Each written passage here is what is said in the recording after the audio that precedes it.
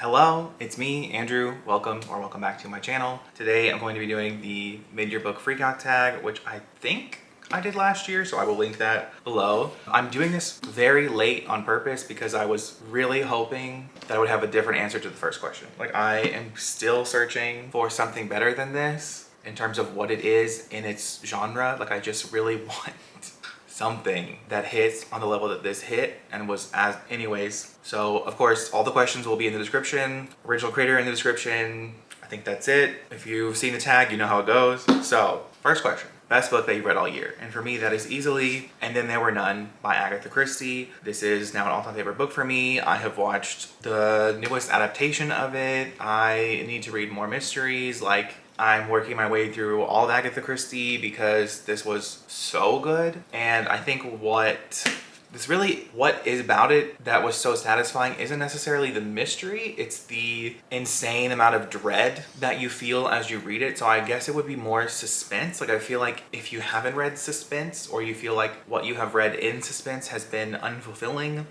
I have no other words. This is as highly regarded as a classic as it is for a reason. She said in like her author's note that she wanted to write an unsolvable mystery, and I think that what she set out to do, she did incredibly successfully. Like, there is also, I love this edition. It has like these, just, you know, the gun, the mail, the letter, everyone comes to an island and slowly they start dying off. I thought that I had spoiled myself for this book, but I had not, and I am so glad that I had not. This author's note at the beginning, it just says, I had written this book because it was so difficult to do that the idea fascinated me. 10 people had to die without it becoming ridiculous or the murderer being obvious. I wrote the book after a tremendous amount of planning, and I was pleased with what I had made of it. It was clear, straightforward, baffling, and yet had perfectly reasonable explanation. In fact, it had to have the epilogue in order to explain it. It was well received and reviewed, but the person who was really pleased with it was myself, for I knew better than any critic how difficult it had been. I'm like getting chills from that. I'm sorry. Like, Miss Christie. Like, something should hit as good as this as a book. I prefer the book over the adaptation, but the adaptation with Aidan Turner, stunning. I have a spoiler-y review of this if you have read it, but yeah, this is by far the best book I've read, and nothing has compared to it. As far as, I love Christie's writing. If you're a character-driven reader, I don't know that you're really gonna get a whole lot here. I guess in mystery, I don't really care as much about character. I'm more interested in like the mystery of it and the resolution of the mystery, and this was an incredibly satisfying resolution to the mystery. So, but the characters are really kind of just props. And in this instance, I'm okay with that. I feel like I would be less okay with that in other genres, but this is a mystery genre book. And for this, like, I literally just thought of the characters as their jobs. So do with that what you will, but for what this book is, it is a masterpiece. And this was worth $25, this edition of it. Absolutely. Like, So that was probably too long of information for you to know, but I mean, it's the best book I've read all year, and I have read 65 as of this recording, which I don't know when this video is gonna go up, but man, yeah. Hopefully I read something that's a 5-star. I sure hope so. But okay, moving on. The next question is the best sequel that you read this year. And for me, that easily went to Chain of Iron. I love urban fantasy. I love what Cassandra Clare does with urban fantasy. I love her characters. I love the world. I love the romances. I love the friendships. I love her writing. I talk about Cassandra Clare way too much. So, but yeah, this was easily the best sequel that I've read all year. And she a thick one. Okay, she a thick one. She's, well, we're not counting the epilogue towards the pages. Yeah, I haven't been in the Shadowhunter world since I read this, and I miss it. So, and now the release of the 3rd book has been pushed back to January, which is so annoying, but you know, this is, she's my girl. She's my top 3 favorite authors, okay? Like, I talk about her too much. If you don't like Cassandra Clare, you're probably, I don't know why you're here, but I mean, you're welcome here, but you're probably really annoyed at me. Okay. A new release that you haven't read yet, but you want to, for me, that's easily gonna be Carrie Soto Is Back. Now, there's a lot of discourse going around about the representation in this book, and if Taylor Jenkins Reid has a right to do what she's doing, and I feel like that is all relevant conversation. If you weren't aware of it, you should listen to it. I think that Taylor Jenkins Reid should do more to help people of color with their careers. I do think that's something that she should do. You know, it's like when Red, White, Royal, Blue came out, and that was such a hyped book, and it was written by like a woman, you know, and it's a male-male romance. Like, oof, why is it so hard to find a male-male romance written by a man? I don't understand that. You know, it just, publishing is weird. But I am not the person. The main character in the book is Latina. I'm not those things, and I haven't read it. But Taylor Jenkins Reid is another one of my top 3 favorite authors, so I will read it. I already have a library hold on it. As soon as I get the audiobook, I'm gonna read it. I already know I'm gonna read it. So, but I'm just letting you know that conversation is being had, and you should be listening to Latinx creators regarding it. Not me, but I'm gonna read it. The next question is an anticipated release for the second half of the year, and for me, I don't know if I really want to read Legendborn. I haven't read Legendborn yet, but somehow I'm anticipating the sequel for it because I'm just so sure I'm going to love Legendborn. So that's the first book that came to mind. I don't really think it would have been Chain of Thorns, but now that's pushed to next year. So yeah, I guess I'm gonna go with the sequel to Legendborn because I can't even think of any other. You know what? I'm gonna look it up just to see if there's something I'm forgetting. Yeah, no, literally everything that I was anticipating coming out, I think has already come out, or that's really it. Next question is your biggest disappointment of the year, and for me, I'm gonna go with Red Rising. I feel like I'm shocked that even just this first book gets the amount of acclaim that it does from people on the internet. I don't understand. I really don't understand. Like, I finished that book and I was like, this is a 2-star read. Like, it's a 2-star read. I guess you could say it's compulsively readable. It's pretty plot driven. I can understand why you would be emotional reading it. But to me, every single villain had the same reason for being the villain. Every single time he wanted someone to be evil, the reasons for them being evil it was just the same reason. I was like, can you not come up with any more depth to your villain than just them? I don't understand. And I still, even as disappointing as that was, I'm still considering reading the second book. But I don't know if I want to, maybe I would reread it. This is one of those things I listened to it on audio and I kind of want to reread it physically because I was watching Leanna's Library, as I do, and she said that the narrator for that is so much older than the protagonist because the main character is supposed to be 16. Even though that narrator is like, again, really highly acclaimed, and like people seem to love that narrator. I don't know, man. I guess I just have different tastes in what some people have because I don't know. But he's much older than the protagonist. So it's just kind of this weird thing in my head. Maybe it was like I can't really get on with it. But also like thinking about what happens to that guy at the beginning of the book, I'm like, he's supposed to be 16. Like I don't know.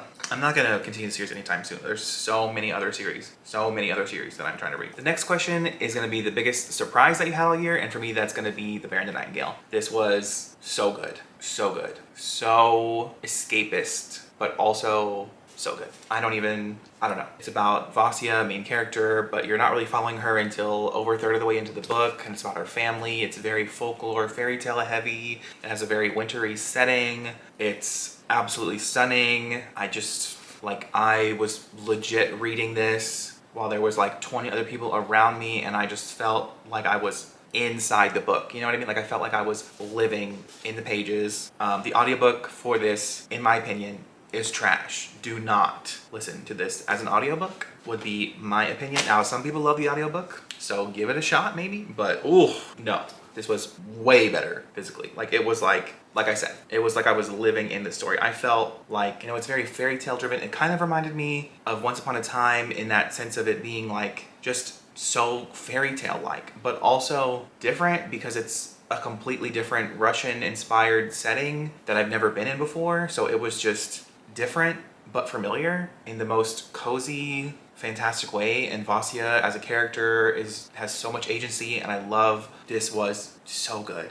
If you like Strange the Dreamer or The Name of the Wind, you gotta read this. The reasons that I love those books was the same reason I love this book. Again, like I'm just presenting it to you because you just need to don't turn off the video and go read the book. Turn off the video and go read the book. It's okay, the video will still be here. So there's that.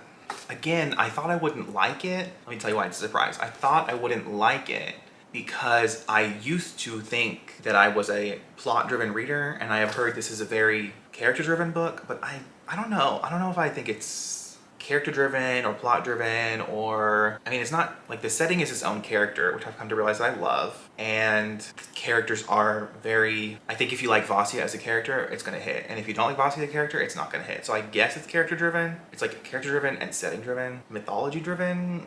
I don't know. It's good. It's good. So good. There's that. The next question is your newest fictional crush. And for me, I'm gonna say a character from The Final Empire / Mistborn / Mr. Sanderson. Now, I'm curious who you think it is. Who do you think I would have a crush on from this book? I always say it's a man. Okay, let me just be clear, it's a man. But who do you think it is? It's Elend. And as you continue the series, man, I love Elend. I love Elend. And I also heavily enjoy Vin and these characters again, but this is like, you know, people always talk about this and they say world building. I'm like, what do you mean world building? Like, what do you mean world building? You mean magic system, magic system, that's what you mean. Because this is such a contained world in this book, in this year. I know the Cosmere is massive and all that, but like in this book, we're really just focused on like one place and we don't really discuss other places in the world. You know what I mean? Like I feel like when I read Assassin's Apprentice, I was getting more of a sense of world building because she talks about other places all the time. Now, as I continued the series, I see more and more how the world is expanding. But I'm just saying in the first book. Okay, that's all I'm saying. Yeah, and I annotated it because, well, I annotated like the first half and then I used my ears. But yeah, I didn't love the second book as much, but I'm in the middle of the third. Like I think I'm like 100-ish pages into it, and you know, like I'm understanding the hype. But I love Elend. That's the answer to the question. Again, me ranting about other things too much, as usual. Next question is a book that made you cry, and the answer is nothing, because I am a heartless bitch. But if there was one book that was going to do it, and there was one author that was going to do it, the closest thing, and I did almost cry several times. I just, the emotional gut punch that scene after scene of this book has, because of how the book starts, is forever interrupted by Taylor Jenkins Reid. I mean, this book, first chapter, you're just meeting this nice little married couple. They're just talking about Fruit Loops. I think it was Fruit Loops. Some kind of cereal. They're just talking about Fruit Loops. And she's newly married. They're so happy. They're so excited about their future together. And then he goes to get the Fruit Loops. And he dies. And then we flash back to how they fell in love. And every single scene that involved them falling in love was so sad. So sad. So sad. But like, apparently that's what I love to read in romance. Sad stuff. I don't know, man. I love unrequited love, or the love that we could have had that we didn't get to have. For some reason, that's a theme I enjoy exploring in my stories. Maybe because of personal life experiences. I don't know. Don't at me. But every character in this book exists for a reason. Every single character was there to develop either a character in a way or develop the plot in a way, or all I can say, this was her debut. This was Miss Jenkins Reid's debut, and there's a reason that the way this woman writes and the way that she discusses emotions and the way that she develops her romances, like there's a reason that she is like at the level she is. Okay, if you haven't read her books, if you have read her books and you don't like them, you know, I'm a heartless bitch, so maybe you're also a heartless, I don't know, but let me just, if anything was gonna do it, like I teared up so many times. And this is also so compulsive. Like I was in the car on a road trip, other people were driving, listening to this, and they kept trying to talk to me. People kept trying to talk to me, and I was like, I just want to read this book. Like I just want to know how it's gonna end. I want to know how it's gonna be resolved. I want to know what's gonna happen next. Like, if you're looking for a gut punch, look no further. And on the complete opposite spectrum, we have a book that made you happy. And for me, the answer to that is going to be Light from Uncommon Stars by Rika Aoki. Now, I have an entire vlog dedicated to mostly this book and another book because I was comparing two booktubers' tastes to mine. This was definitely the winner in that situation, by a long shot. And I'm very curious to read. I know she has a backlist, so I might look into that. Or maybe I'll just read what she comes out with in the future. Either way, I want to read more from her, so we'll see. Yeah, and this won an award for like astounding, extraordinary commitment to the visibility and well-being of transgender people. Yeah, I think that transgender people would enjoy this book. I would think, but I'm not a transgender person, so don't trust me. But The main thing that I enjoyed about this was the characters. This book was funny. The characters really stand out of this book. That's what I really connected with, was the characters, which I feel like in sci-fi fantasy is what I want. I love character-driven sci-fi fantasy. So I know I need to pick up a lot of stuff. I know I need to read some Robin Hobb, some Joe Abercrombie, but this made me happy because it's like one of my favorite genres, and it was like a mix of sci-fi and fantasy. It was kind of more sci-fi by the end, I feel like, than fantasy. You know, it had like this weird paranormal element that felt kind of out of place in a way, but it was really good. It was really good. Gave this a 4. I'm not sure it'll be in like top of the year, but it was highly enjoyable. The next book, or the next question is going to be your favorite adaptation. I don't know if there's a rule on this that you have to have read the source material or not, but I have not read the source material. But The Sandman on Netflix is my favorite thing I've watched all year. My favorite thing I've watched in a while, to be completely honest. My favorite piece of media, my favorite show of the year if I was doing that. Like, yeah, loved it. I wanted to read the Sandman comics, but that art style, you know, I get it. I get the point of the art style. I understand why Gaiman would choose to draw it that way or have his illustrators draw it that way. I get why it's drawn that way, but I want to see it like that. I loved it in television. Loved, obsessed. I started to read the original stuff just because I wanted to like continue the story, because I really, really enjoyed the story and the plot a lot, and the characters a lot. I enjoyed, you know, the plot, the characters, and the world, all of it. Loved it. So I was like, I want to know what happens next. And then I went to read the first volume, and it's like literally almost panel for panel the same, which some people would argue. Actually, Leanna's Library did a whole video on it. My battery died. But I was basically saying that Leanna has a review critiquing the Sandman, but there's also a review from Sarah. I think it's just Sarah Reads. I will leave Leanna's review. If you didn't like the Sandman, you can read that. You can watch her video, let her know that you agree with her.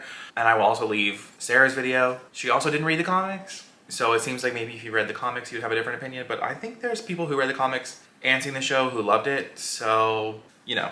The next question, I think it's from a blog. But the next question is like a favorite blog post that you have, but I'm going to change this to my favorite video that I've made. And I think I'm going to go with the vlog where I read like Angela versus Sam's, you know, their different opinions on the Hugos, because I just, you know, it's so nice to have an insight into people's taste a little bit. It's helpful, obviously. But I also vlogged in that, and I think, obviously I want to do shorter vlogs. That was way too long of a vlog, but I feel like I was pretty open in there, and I like shared more about myself, not like a ton, but like more than I normally do. So that video. The next question is the most beautiful book that you bought, and I'm gonna go with like all of these together. Like these together are definitely the most beautiful thing I've ever seen in my life. I'm obsessed with these covers. Like, I love these covers. I love these covers. But they're just like the simple little paperbacks, but they're so beautiful. And I'm so glad that I also enjoyed the book to go with these beautiful covers. You know, maybe I'll try to get my hands on those Fairy Loot ones that came out a few months ago, maybe last year, but I'm sure those are gonna be really expensive. Okay, and then the final question is books that you need to read by the end of the year. And for this, sorry, I'm just gonna refer you to another video because I just made it and edited it and uploaded it, and it should be up by the time I do this one, I guess. I guess you're not gonna see this till October, but the all the series I need to complete video, just go check that out, because those are all series I own to their completion, so I need to read them. And that's that on that. So I would love to know your answers to these questions. You can just copy and paste the responses. If you just want to answer one question, that's fine. I would love to know. Or if you're just don't know what to say, leave an emoji. My Instagram, Goodreads, Twitter, it will all be in the description for you to check out if you'd like. Otherwise, have a great day. Bye.